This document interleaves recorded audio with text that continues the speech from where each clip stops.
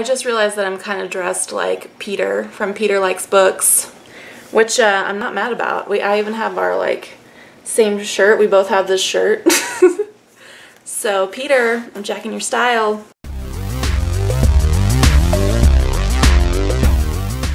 Hey, it's Sue in the restricted section. Today I'm going to be talking about my favorite movies because Megan did this a long time ago and I never got around to it, so I thought I'd do that now. And just as a disclaimer here at the beginning, I know that I've said in the past that I am not a big movie buff. That is true. However, I do like movies and there are many movies that I watch over and over again. Are they good movies? Probably not. But they're the movies I like, so don't judge me. I actually have a really big stack right here, so let's get into it. And these are in no particular order. I don't really have a #1 favorite movie of all time. I don't have a #1 favorite almost anything of all time. But anyway, first up we have Beetlejuice. Of course, who doesn't love Beetlejuice? It's just funny, it's great. I love it. Any like pseudo goth kid such as myself, of course right now I look the opposite of goth, but you know, you gotta turn in your, you know, goth card if you don't like Beetlejuice. Also, yes, I still own VHS tapes and I still have a VCR. I'm old. Okay, next is Sabrina, the original one starring Audrey Hepburn and Humphrey Bogart and William Holden. I love this movie. I watched it over and over. I love Audrey Hepburn. I like pretty much every movie I've seen with her in it. I love it. This one is my favorite though. I also love Breakfast at Tiffany's. It's probably my second favorite. And I love Funny Face, even though there are some kind of cringy moments in that one. I still love Funny Face, but Sabrina's my favorite. It's just a nice love story. Makes me feel happy. Next, another one you gotta turn in your goth card if you don't like, and that's Edward Scissorhands. Great movie. I feel like I don't need to describe what these are about for pretty much any of them because they're all pretty popular movies, but you know, great Tim Burton movie from the 90s. Used to watch it on TV all the time when it came on because I didn't have a VCR when I was a kid, so I just got to watch movies on TV. Next is a Western called Quigley Down Under. Not this one. This one, Rob Roy. I wasn't as big a fan of this one, but Quigley Down Under. Love this movie starring Tom Selleck. It also has, what is her name? She was on the show Just Shoot Me.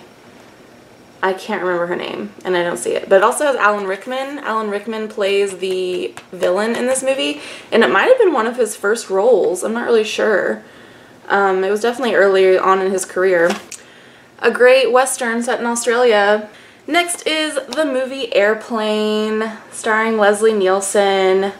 I love Leslie Nielsen movies, The Naked Gun, also some of my favorite movies. But the humor in this movie is just awesome. It's right up my alley. I love that like silly kind of slapstick comedy that just is so dumb that it's hilarious. Caligula, could you shut up? Sir. And it's got the classic line that everyone loves to quote. Surely you can't be serious. I am serious, and don't call me Shirley.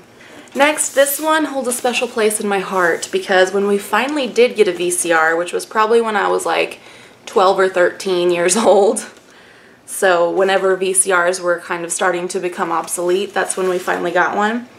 This was, for a while, the only movie that we owned, so my sister and I watched it over and over and over and over and over again.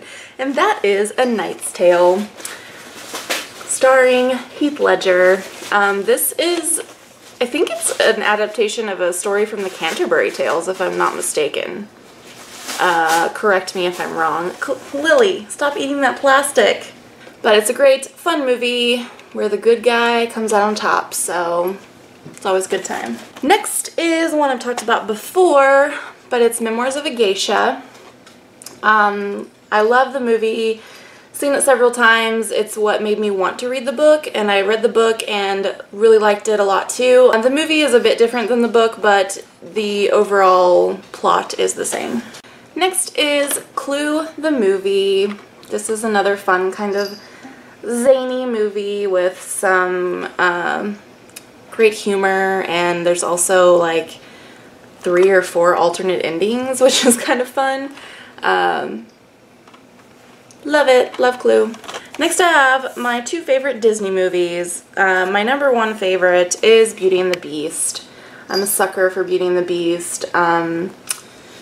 Yeah, I don't know. I just love this story and definitely identify with Belle more than most other Disney princesses because she is a bookworm and I have always been quite a bookworm. And I always dreamed that someone would give me a library like the Beast gave Belle a library. I was like, I'd have been done as soon as he gave me that library. I'd be like, I'm yours, take me. And then my other favorite is Alice in Wonderland. I remember watching this when I was very little at it was at my dad's friend's house, I think. And I really enjoyed it then. I had the little golden book version of it when I was little and liked reading that. Then when I finally read the actual book, loved it too. Just love everything about Alice in Wonderland. Next is another gothy must, and that's Repo, the Genetic Opera. This is a really cool movie. If you hate singing in movies, you might not like it, but because it is an opera, they sing pretty much the entire movie. When I first watched it, I thought it was a horror movie because it is from the producers of Saw, so I was expecting like a horror movie. But it's really not a horror. I mean, there is some horror elements to it, but it's really more of a drama, I'd say. But it's just really cool, and you get to see Paris Hilton's face fall off in it, so that's also great. Because she is in this movie. She plays basically like just a gothy version of herself, but yeah, her face literally falls off in it. Next is probably my most embarrassing one, but whatever. I love this movie. I've seen it countless times, and that's Dirty Dancing Havana Nights. Yeah, it's set in Cuba in the 50s during the time when Castro was overthrowing Batista. So it's a cool setting, I think, and the thing I love about this movie is the dancing, because it's Latin ballroom, which I just think the dancing is great and I love watching it. The main actress is not the best in my opinion. She has some lines that are like, there's like one line in particular that's like super cheesy and awful, and I'm like, oh, why did they put that in there? But for the most part, I really love this movie, and it actually does, Patrick Swayze has a little guest appearance in it, so that's kind of cool. Next, Harry Potter, enough said.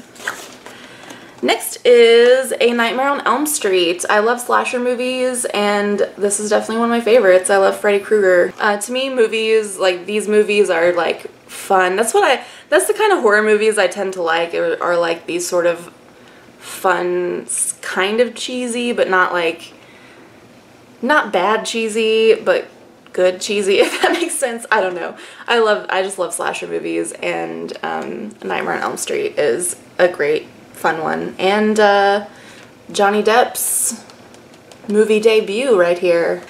Next is Wayne's World. Wayne's World, party time, excellent. I love it. I remember watching them on Saturday Night Live. We always watched SNL at my house. So when I was a little kid, I used to watch them on there. And also, I mean, the movie is just, it's funny. I like it.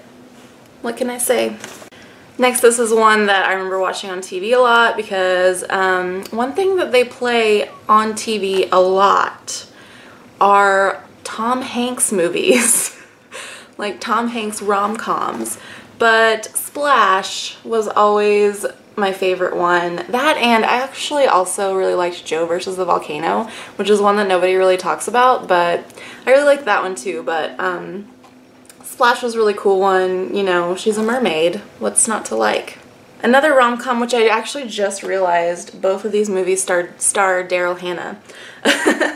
But I also love the movie Roxanne with Steve Martin and Daryl Hannah, which is kind of, I don't know if it's kind of like, oh, what is that movie? The French movie about the guy with the big nose. Cyrano de Bergerac? That's what it's called, right? I don't know if this is maybe like an adaptation of that in some ways. I'm not really sure. But, yeah, it's just a really great love, you know, rom-com love story thing that, a nice feel-good movie. These are the kind of movies I like to watch when I'm like having a bad day or something, or I'm feeling kind of down. Then I put in a good old rom-com. Next, I have Little Shop of Horrors. This movie is just fantastic. Who doesn't love Little Shop of Horrors? Unless you're one of those people that hates musicals, which, why would you hate musicals? They're fun. And it's starring good old Rick Moranis. I miss Rick Moranis. Come back to us. Your children are grown now. You can come back. And then next is my favorite horror movie franchise, which is Halloween. I don't actually own the first Halloween movie, apparently, but I have several of the Halloween movies. But I've just always loved Halloween. Michael Myers is a creepy motherfucker, and the music is fantastic. It's just a great slasher movie, and it's also kind of nostalgic for me because me and my best friend would always watch Halloween movies. We watched a lot of horror movies together, but Halloween was our favorite to watch. So yeah, I love me some Michael Myers. Wasn't a fan of the Rob Zombie remakes. I know some people really like those, but I didn't care for them. And then lastly, I have another movie that I've watched countless times. One time I went an entire week where I watched this movie every day just because I was in the mood to watch it. So I watched it every single day for a week. And that's Clueless. It's just a fantastic movie. It's based on Emma by Jane Austen. And just so much 90s goodness in here. That's all I have. There are a few other movies that I could probably have talked about. I also love, I've talked about Shop Girl before, starring Steve Martin, based on the book written by Steve Martin. I do love that movie. I've seen it several times. There's actually a movie on Netflix. It used to be on Netflix. I don't know if it still is, but it's called Good Dick. And I watched it thinking it was going to be like a raunchy comedy. It's not at all. Because the synopsis, like, it's about this woman is like addicted to softcore porn, and she'll go into this video store, and back when those still existed, and rent softcore porn all the time. And then the guy who works there sort of becomes infatuated with her and kind of pretty much stalks her. He like gets her address out of the system, which is highly inappropriate and probably illegal, and tracks her down and sort of forces his way into her life, but not in a bad way, if that makes sense. I don't know. I mean, there's definitely like some problematic things there, but it's more of a drama really than anything, because she has some pretty bad like psychological issues, which you find out at the end, where, you know, what happened to make her that way. But yeah, he just sort of like pushes his way into her life, and he's like, once he's there, he's like very patient with her, and very, yeah, it's like he pushes her but not too far, and he does actually help her, I think. But yeah, there's definitely some like problematic ways with how he gets there. But anyway, yeah, I really ended up, it wasn't what I expected at all, and I really ended up liking it. So if it's still on Netflix, you should check out Good Dick. But yeah, those are some of my favorite movies. As you can probably tell, I'm not really up with the times on the new movies because I never go to the movie theater to watch new movies. It's usually a good year after they've come out before I finally watch them. But yeah, let me know what you think. Did you like, are any of these your favorite movies, or do you hate any of them? Because that would be interesting to know as well. That's it for me. Thanks everyone for watching, and if you haven't subscribed yet, then go ahead and do that. And there'll be links below where you can find myself and Megan other places online, and I'll see you guys next time. Bye!